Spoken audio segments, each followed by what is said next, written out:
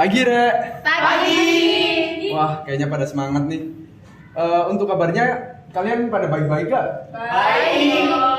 Oke, mantap. Di sini saya Muhammad Noval Badah bakal berperan sebagai moderator. Lalu di sini juga aku nggak sendiri nih, ditemani dengan teman-teman kelompok 5, Ruby. Ya, Ruby itu adalah nama kelompok kami ya. Dan di sini ada Adelia, Manda, Arinda, Fadel, Afifa, Ella, Bintang, dan Nadine. Oke, untuk pembukaan nih, sebagai mahasiswa statistika, Adel pasti tahu apa itu statistika. Tahu dong, statistika itu adalah ilmu yang mempelajari bagaimana cara merencanakan, mengumpulkan, menganalisis, lalu menginterpretasikan dan mempresentasikan data. Oke, mantap.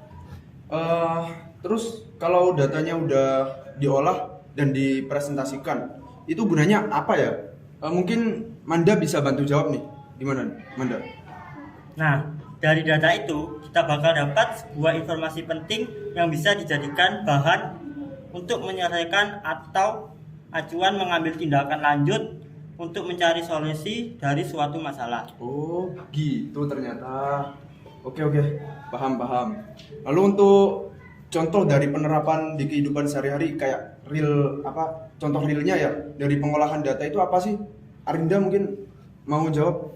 Kalau penerapan di kehidupan sehari-hari ya, mungkin kita bisa lihat dari fenomena yang terjadi sekarang ini, yaitu ini nih, BBM. Waduh, BBM. Oke, lanjut.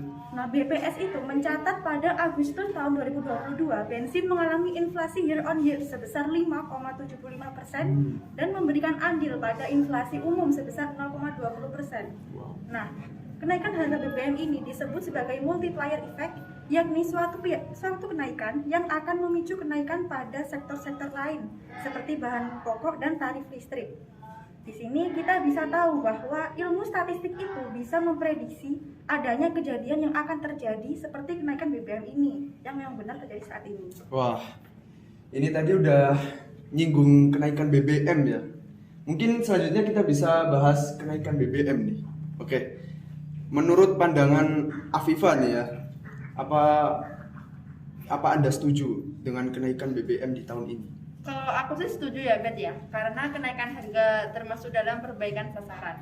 Kalau konsumen mayoritas kelompok mampu, maka yang menanggung kenaikan adalah masyarakat mampu, dan yang tidak mampu akan dibantu dengan bantuan sosial atau BLT BBM. Oh gitu. Mungkin ada yang bisa menyanggah atau menambahkan ya? Aku kurang setuju ya, karena dengan kenaikan BBM ini disebut sebagai multiplier effect yang membuat komoditi lain ikut naik. Kalau bahan pokok juga ikut naik, bagaimana nasib para pengusaha UMKM yang pendapatannya ditentukan dari harga pokok bahan pokok? Selain itu, sedikit banyak tiap lapisan masyarakat pasti juga terkena imbas dari kenaikan BBM ini. Oke. Dari tadi udah ada yang pro, ada yang kontra ya, udah makin panas saja ini. Selanjutnya mungkin kita bisa bedah secara spesifik nih, apa sih dampak kenaikan BBM? Mungkin Mas Bintang bisa bantu jawab nih ya. Kalau menurutku sih nih ya, ekonomi itu pasti bakal bergejolak sih. Seperti yang udah dibahas tadi, pasti banyak sektor yang mengalami kenaikan harga. Terus dampak daripada ekonomi yang bergejolak itu pasti nanti ada unjuk rasa sebagai bentuk kekecewaan masyarakat pada pemerintah. Unjuk rasa ini dapat mengganggu kekondusifan lingkungan sekitar. Kalau menurutmu Nadine bagaimana? Wah, kalau bicara soal dampak kenaikan BBM ya, menurutku sih ngelanjutin yang Bintang tadi, yang ekonomi akan bergejolak. Itu loh penurunan daya beli.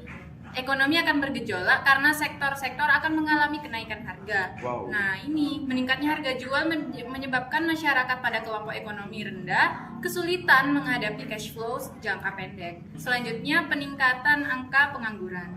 Nah, kenaikan BBM ini memicu kenaikan biaya operasional perusahaan sehingga pada peningkatan efisiensi produksi perusahaan berpeluang melakukan PHK. Oh gitu. Oke. Lalu untuk solusi atau mungkin sesuatu yang bisa kita lakukan ya sebagai masyarakat sebagai bentuk antisipasi dalam menghadapi fenomena kenaikan BBM ini apa ya? Mungkin Mas Fadel yang dari tadi diem ya, silakan bantu jawab. Solusi ya Mas Ubed. Kalau solusi mungkin yang pertama mengurangi pengeluaran konsumtif dengan budaya hemat. Lalu yang menggunakan transportasi non BBM seperti sepeda, jalan, atau mungkin bisa naik angkutan umum. Dan yang terakhir mungkin dengan mengurangi kegiatan luar rumah atau urusan yang tidak penting. Oke, dari topik yang kita bahas kali ini, bisa didengar kalau topik yang kita bawakan kali ini itu sangat berkualitas dan sangat berbobot. Apalagi sampai menyinggung masalah kenaikan BBM. Wah, yang mana itu adalah isu terpanas di bulan ini. Dan didengar dari jawaban teman-teman ya, itu udah sangat bagus sekali. Jadi saya kira bisa dicukupkan acara podcast hari ini. Oke, terima kasih ya teman-teman udah meluangkan waktu kalian yang sangat berharga untuk podcast kali ini. Podcast saya akhiri. Wassalamualaikum warahmatullahi wabarakatuh. Selamat siang.